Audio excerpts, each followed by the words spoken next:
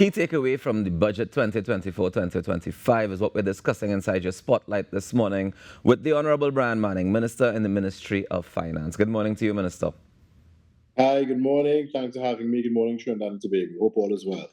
Thank you so much for joining us this morning. It's a pleasure to have you on. I wanna jump straight into the conversation because, of course, yesterday Minister Imber would have read the national budget for 2024-2025.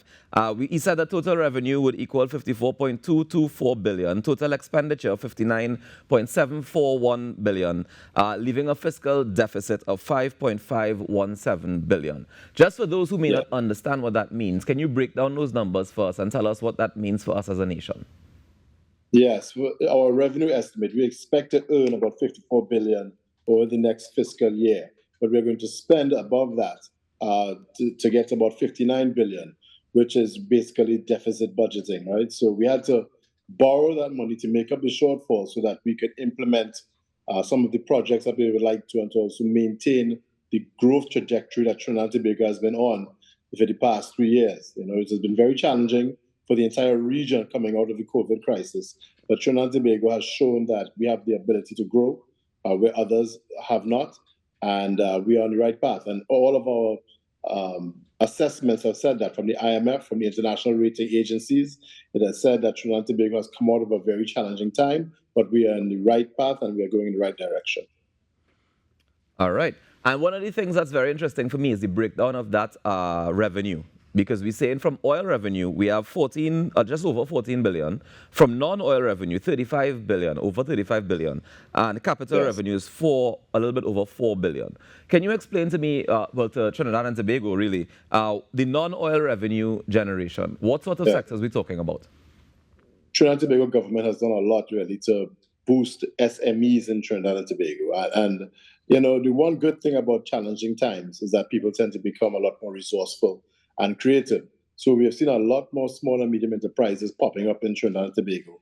And actually right now, the non-energy sector is outstripping the energy sector in terms of its growth.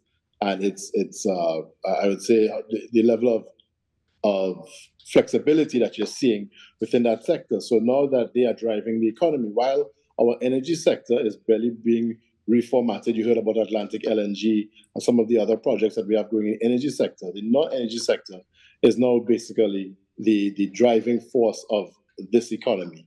And even though we expect the energy sector to take off again in 2027, I believe is what the Prime Minister and the Minister of Energy have said publicly, we are right now seeing a real resurgence and a renaissance within the non-energy sector. And that's due, I would say, to a lot of the policies that were implemented by this government, and including some of the things that we have done, especially in the manufacturing sector, which is the largest earner of foreign exchange outside of the energy sector within Trinidad and Tobago. Interesting. I see the breakdown, well, parts of the breakdown, because we haven't gotten the full breakdown of all the ministries yet, of course. But we have parts of the breakdown in terms of the allocations. And we noticed that, of course, education, health, and national security are yet again in the top three that we are giving the biggest chunks of the pie to. Is it that we see the value in investing more in these three sectors? Yes, we realize that that quality of life is not just based on material and the financial. And, we look at the crime situation in Trinidad and Tobago. We've acknowledged that the situation is not where we want it to be.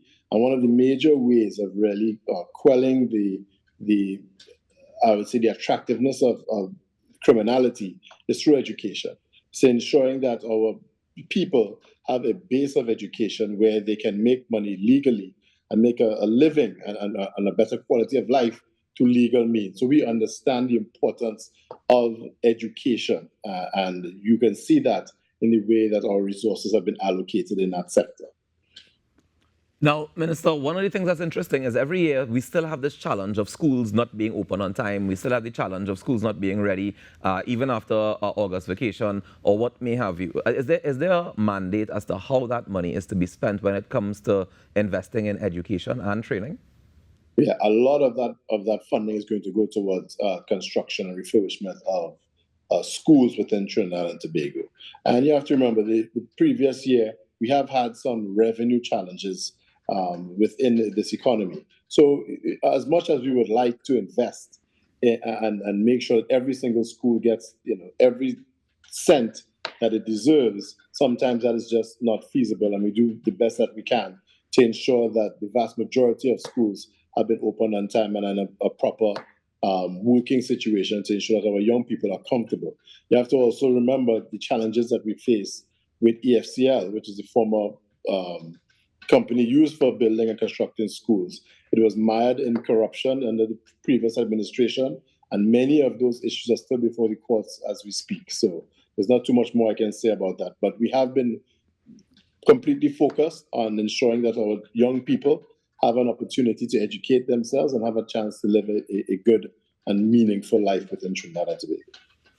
Understood. And the mention of e-textbooks by 2025, of course, is very much welcomed and encouraged. But my question would be, what about the infrastructure to support that? Because what about the folks who may be not able to access that internet or that regular supply of electronic items to be able to even access the e-books in the first place? Is there any sort of mitigation for that factor? Yes, a lot of these programs are being done in tandem. That is just one part of it. The Ministry of Digital Transformation has also been developing the infrastructure to ensure that we have Wi-Fi in places that we didn't have Wi-Fi before. We've heard about initiatives to have Wi-Fi in public, free Wi-Fi in public spaces.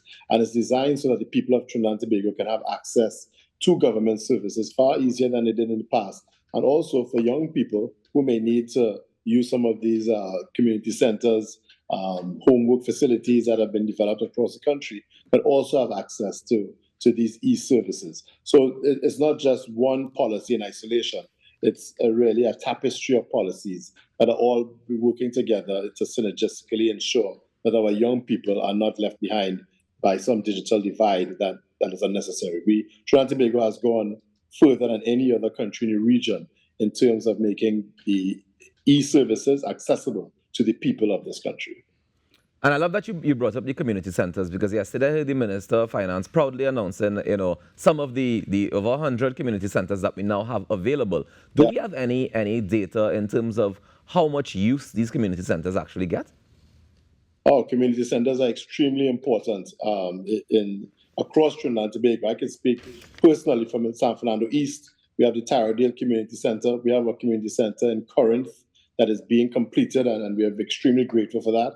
And they have become a hub of activity and safety for our young people who are looking to have events, homework. In many cases, there are homework facilities, computer labs, and so on. Also, it becomes a central point for the entire communities. They have shows, events. If I have to go speak to the community about different issues, as I will be doing in the post-budget discussions that I generally have every year after the budget with various communities within San Fernando East, we use the community centers because it has the spacing and parking so that people can be comfortable. So community centers have been extremely important part of the development of our society in Trinidad and Tobago. And the government, recognizing that, has really rolled out a program for creating these community centers across Trinidad and Tobago.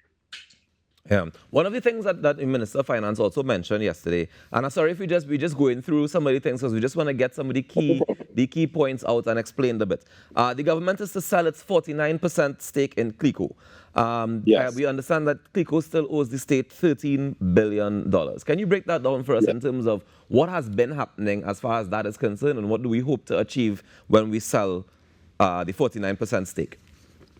Yeah, well, selling the 49% stake helps us to get our money back. That's basically what the purpose of it is about. As the Minister of Finance stated, and you've been seeing a narrative in the media for the past few weeks and months that somehow that CL Financial had paid all of its debts to Trinidad and Tobago for the bailout that they received in 2009. That simply is not the case. So the government is trying to retrieve those funds would do exactly what it is they believe is best. And you saw that beginning with the NIF, where we took control of some of the better revenue generating assets of CF Financial. And then we would have sold parts of that to the general public so that they can also participate in the returns of those assets. And the government will be going forward with a program now that the minister has announced in terms of selling the remaining interest in Clico to ensure that the people of Trinidad and Tobago get the money back that they gave to CF Financial to bail them out of certain collapse. So, but is there any particular reason why we're saying that we're going for that in this fiscal? In this fiscal, I couldn't say exactly why, because it is a complex issue, as you can imagine. CF Financial was an extremely massive entity relative to this part of the world. It has been extremely complex dealing with some of the regulators, the receivers, other parties involved. So remember, CF Financial was, I think, the largest landholder in all of CARICOM when it collapsed. If the government had allowed CF Financial to collapse, it would have presented a systemic risk to our entire economy, not just the economy of Trinidad and Tobago, but also the economy in several parts of the region where CF Financial had, were basically intertwined in many of the economies in this part of the world. So it's something that we had to do to protect this country's economy and also the region. And that unraveling some of the issues involved there would have taken quite some time. And I think that's why we're seeing this happening right now. All right. I'm still a little, I'll be honest and say I'm still a little bit confused by that, because if it is that they were intertwined in all the economies, like you said, of the Caribbean, does that mean that we are now intertwined as Trinidad and Tobago, intertwined with all these same economies in the Caribbean in that regard? Always. We've always been, our largest trading partner has been the rest of CARICOM. And our economies have been intertwined for quite some time. And CF Financial was a major player in the regional economy, not just Trinidad and Tobago. And that's why it became so important that they were bailed out in what proved to be a very difficult time. We started to work on retrieving a lot of the funds that we had put into CF Financial. You saw that with the NIF, that was a big part of that. And this is simply a continuation of basically retrieving some of the funds that the people of Trinidad and Tobago would have put into CF Financial to ensure that jobs were retained and that the integrity of the regional economy was retained. So it has been something that's been progressing over time, and this is simply where we are now in terms of dealing with the CF Financial bailout issue. All right, and that's not the only thing that's up for sale. We see the Point of Pearl refinery is set to be sold or leased, as well as the Magdalena hotel in Tobago. I understand that there was some refurbishment happening, and then it's also set to be either sold or leased. So can you tell us about the decision to sell both of these establishments as well? Yeah, the divestment is really a ability of Trinidad and Tobago government to generate revenues and to also allow the private sector to manage some of these entities that we believe would be better served by being managed by private interests. Ever since the restructuring of Petrotrin, restructured into what we call now Heritage, we have spoken about the possibility of the refinery being reopened. But that, of course, had to be done by an entity or a party that had the ability to do so. We couldn't have just given away those assets to someone who we believe was not going to be able to do what was in the best interest of the people of Trinidad and Tobago. The Minister of Finance reported yesterday that we have 3 final tenders after a rigorous, I would say, rigorous vetting of various proposals. And soon enough, we were going to have someone who is in place and can take control of those assets and hopefully restart the refinery and create more jobs and opportunity and foreign exchange generation for Trinidad and Tobago. And tell me about the decision for Magdalena. Yes, also, hotels. Tobago is a very prime tourist destination. The government of Trinidad and Tobago, I think, for the most part, decided that they did not want to be in that business and that it could be better served by someone in the private sector that understands that business and has a, as you say, skin in the game in terms of managing that business so that it can be better run and also, of course, create jobs and generate foreign exchange. So is the idea to completely sell all of it or lease all of it, or is it going to be similar to the other hotels that we have where the government still has a stake in the hotel? No, the Minister of Finance said sale or lease yesterday. So I think that is what is on the table right now. Maybe that would change going forward. But as of this moment, the government's intention is to sell or lease the Magdalena Hotel in Tobago. And the tender that's supposed to go out for the five-star hotel in Buku, which would have been the same location that was proposed for Sandals. I know we ran into some challenges last time. How do we hope to Yeah. overcome those challenges this time when we bid for the tender?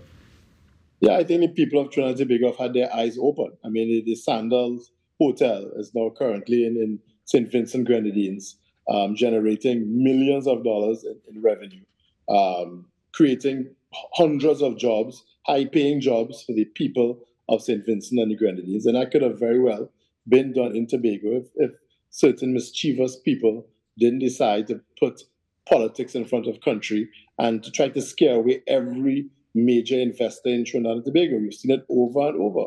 Regardless of who it is and how much they want to invest in Trinidad and Tobago, there are certain entities within this country that certainly are praying for the downfall of this country and are trying to scare away foreign direct investment in this country. And this government will not be intimidated by those persons. And we are going to continue to work in the best interest of the people of Trinidad and Tobago. And part of that is attracting investors to this country that we believe will be able to create a better life for us all. And attracting a major five-star resort to Tobago is a huge coup for the people of Tobago, who will have more access to better jobs and, of course, increased tourist arrivals, which will, of course, benefit the entire economy of Tobago. And we are not going to allow ourselves to be deterred by a handful of really mischievous individuals who have no good interest for the people of Trinidad and Tobago. And speaking of Tobago, 2.599 billion has been allocated to Tobago. They would have requested in their budget proposal a little bit more than that. Can you tell us the decision for it remaining at the level that it is at? Yeah, it's reasonable. We are consistently given Tobago a significant portion of the budgetary pie every single year. We also have to keep in mind that the allocation to Tobago is not the only money that is going to be spent in Tobago. Various ministries across the government will also have allocations to complete projects in Tobago. So the allocation that you see for Tobago is not the only money that will be spent in Tobago. The Ministry of Works, Ministry of Tourism, other ministries will have an allocation within their budget to complete various projects throughout Tobago. So Tobago has been treated extremely well by this government, and we will continue to do so going forward.